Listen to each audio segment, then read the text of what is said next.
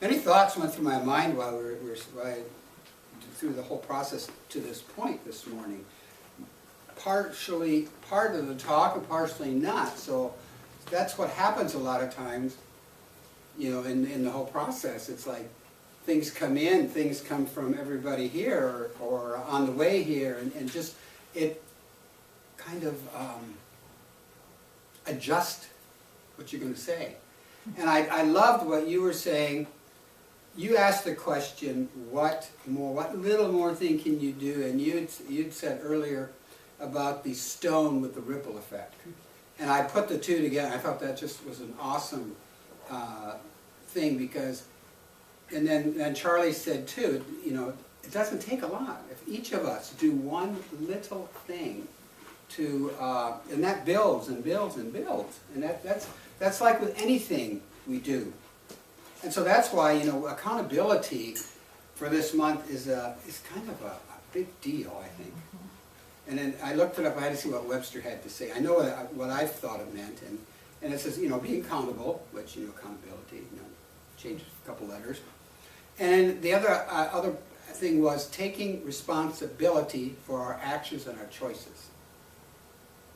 And I think that is one of the toughest things for us to do as human beings is take responsibility. Like, okay, like this reading from the Centers for Spiritual Living about the climate change issue. I'm really glad that the centers have come out and said something. And they've been doing that over the past few years. Earlier when I was in, we didn't hear a lot of, they would not want to, you don't want to step in like the division of church and state or whatever, but you're stating it to your people, your opinion, and what you stand for. And I appreciate that, and that's taking responsibility. That's being accountable for what we are doing and what we believe in. If we don't share that belief, if we don't share that understanding, then why are we here? You know, if we don't do it. And then the topic for today is doing the right thing takes courage. And I believe I did a talk a while ago with the theme was kind of courage, and it kept ringing a bell. But doing the right thing, that's basically an internal thing. What we each individual deem as doing the right thing. I mean, we each have our own moral beliefs and in every aspects of our lives. Many of us believe pretty much the same things on some lines, and maybe we differ on others, you know, and that's okay.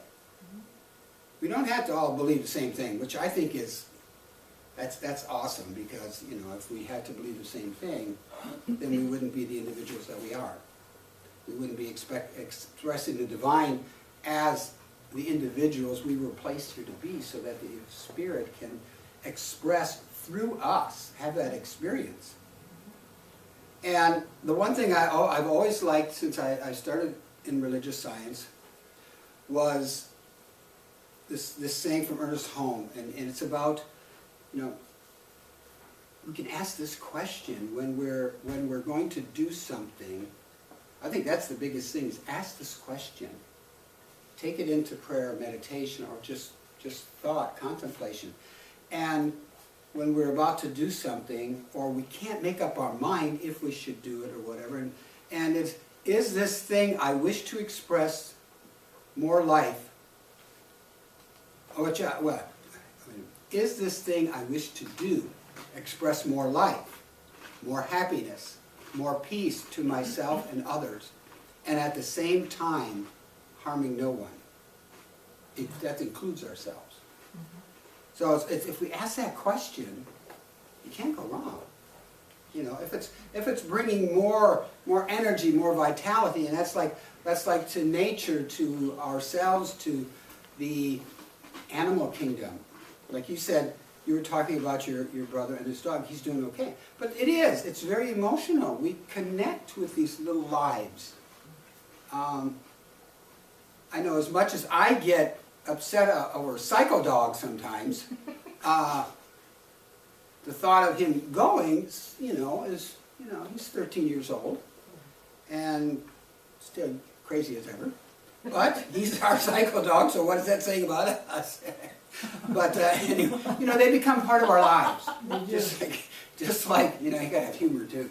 Just like, you know, just like brothers, sisters, and sometimes actually, I think sometimes, because like dogs, for instance, they, to me, are the epitome of unconditional love. I mean, you can go away and come back and be gone for God knows how long, and come back, and their little tails are wagging usually, and just wanting to be, like we go away on a trip. Like we were gone to San Francisco for a week.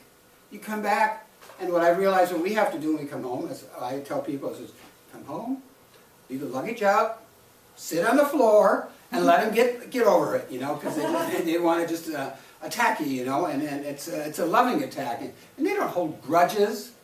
I mean, well, cats now, they hold grudges. They'll tolerate something for a while. We had this cat one time in California, and you could go away for so long, but if you were like a day longer, curtains would be down, you know, they would make their anger known. But I don't know any dogs that really do that. They'll just some dogs may destroy, but I'm straying. But the idea, like a stray dog. But anyway, you know, that question about is it doing harm, or are we bringing more joy and life and actually beauty? You can add so many words to that describe things, and I love the idea of creating more beauty and life in this life. So if we ask that question, and before we make up our mind to do something, or before we do it, then I think we'll get a clear answer, because we have the answers. We know what's right and wrong. We know what's ours to do. All we need to do is listen. Listen to that still small voice, which sometimes isn't small and not still. I know there's times when you're listening to that still small voice and you don't like what it says or what comes up, yet it persists and persists till finally, you know, like the resistance is futile, the Lord say. I think with our inner divine self, I think it's futile, because eventually we will do what it's saying us to do, because we really want to do it. So then again, we have to stand up, you know, for what we believe in. And that's why I chose that song. I had another song with a video by Michael Jackson, and that song, the video is, when we first saw it, it was extremely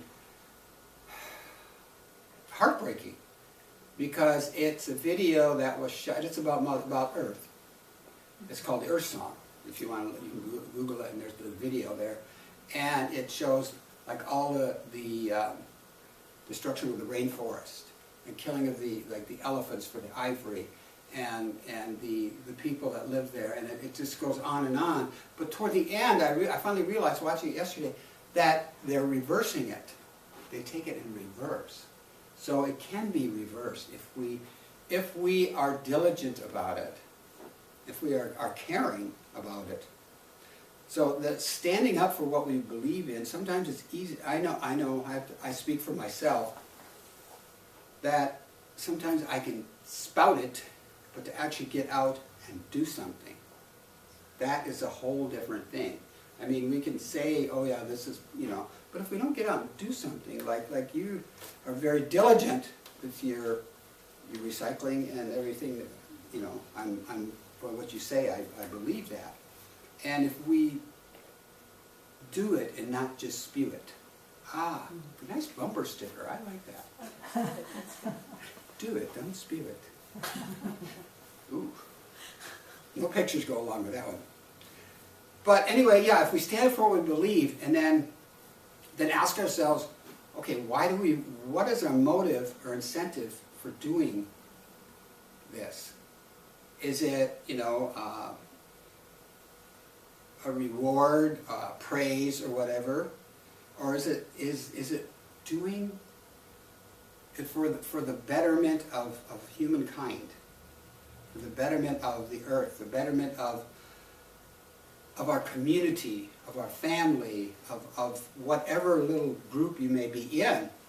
And in Vaughn's song that he wrote, the idea of give more, than you give. I mean, yeah, or are you doing it because you?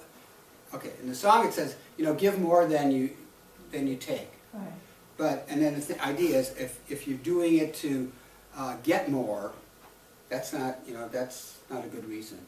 Because we do live in a reciprocal universe. Because what we give out, we get back. And sometimes, many times over. I mean, and a lot of times we give out something with the idea that, this is a way I can get it back. And that is, I don't know if that's the most honest way to do it. If you got this little, I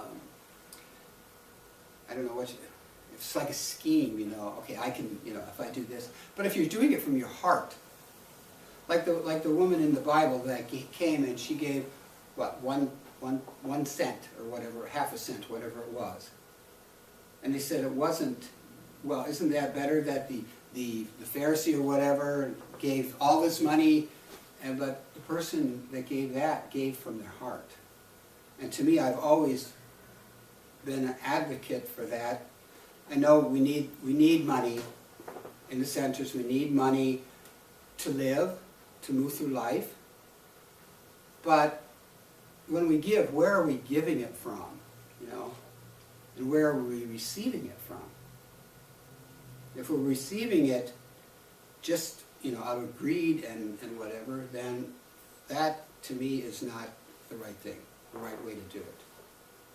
If you're receiving it graciously and from the heart, then I believe it's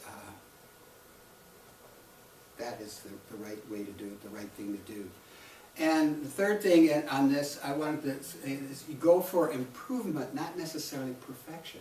Because sometimes if we wait for perfection, it never gets done. I remember years ago when I would do something, I could find something wrong with it, and so I wouldn't be happy with it.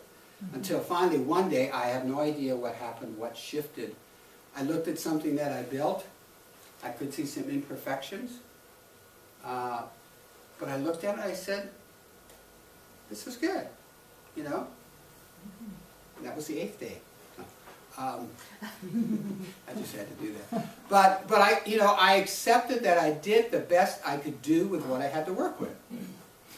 And so if we try to improve, we are human. We live in a human society, so the things are going to happen. And so if we just try to seek to improve for the betterment of life itself. And the big thing is that we have to align ourselves, the truth about ourselves, that we are the divine expression here. And that doing the right thing no longer is a hard thing to do, is a challenge, is a fight. So many times it's that fight. We think everything's got to be hard. It's got to be, and it doesn't. Life does not have to be hard. And there were a couple of quotes here I wanted to give. There was this, first of all, Friday at Toastmasters, the guy that came up for the inspiration, he's leading our group because he's getting a job. He got hired with the Gates Foundation, which is, awesome thing. So he can't make the Friday morning meetings, which is, But he used this quote, and then I'm looking at the outline for the topic this week, and I go, wow, that's interesting. And it's by T.S. Eliot. It says, only those who risk going too far can possibly find out how far one can go. Wow. And I'm going, whoa, that was really, because he went into explanation, you know, he was thanking us for being there for him, and but just, you know, if we don't risk, if we don't have that courage, and I know there's lots of different kinds of courage, but if we don't risk something, you don't know how far you can go. Like you with the Segway. Who would have thought? Would you thought that a year ago? I mean, you know, it's like, but if you don't step out and do it, you're not going to know. And like you said, you want the Charlie job, and I love that. You know, it's something that for each of us to find that courage to step out, to do something different, to be, well, like the Army's saying, be all you can be, which is actually is a great saying, because we're not sent here to be some little, I don't even know what to say, but we're here to express and to lovingly cohabitate with each other in harmony, I believe. Yet we fight each other over the stupidest things. I mean, to me, it's you know, the wars, the battlements, the things that we argue about are just, if we look back at them, it's like, really? We did that, you know? It's what, I mean, so, and Steve Jobs said that our time here is limited. So don't waste it living someone else's life. And it says, don't let the noise of others' opinions drown out your own inner voice. And how many times do we tell somebody, well, we think we want to do something, and oh, you can't do it. They put the kibosh on, and they, you know, we listen to them. We don't listen to what's in here, to our own truth. We allow others to make up our minds. And sometimes I think we want that, you know, because we really don't want, maybe we really just don't want to do it anyway. But just, if we don't let others, and it's been a challenge for me in a lot of ways to be able to say no to some people for, you know, when they ask if I will do something, and it's okay to say no.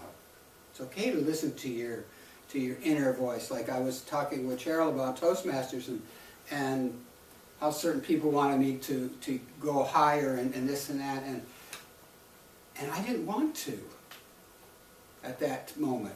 Who knows down the road? Maybe. But even at this moment, I know I made the right decision. So it's up to us to go ahead and, first of all, to ask ourselves, you know, what's the right thing to do in this situation? Because each situation is different in life. And then that question that, is this thing that I wish to do, does it express more life, more happiness, more peace, without harming anyone, including ourselves? And then if we need the courage, we can summon that courage up to step up and do it.